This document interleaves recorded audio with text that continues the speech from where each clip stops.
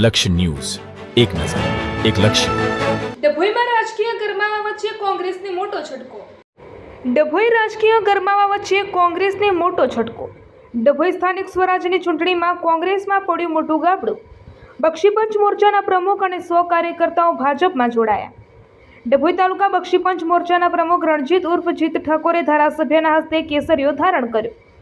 ડભોઈ કોંગ્રેસ બક્ષીપંચ મોરચાના પ્રમુખ રણજીત ઉર્ફ જીત ઠાકોરની સાથે અન્ય 100 જેટલા સક્રિય કોંગ્રેસ કાર્યકર્તાઓ પણ ભાજપમાં સામેલ થયા. સ્થાનિક સ્તરે કોંગ્રેસને મોટો ફટકો. કાર્યકર્તાઓએ કોંગ્રેસ પક્ષને કર્યા રામ રામ.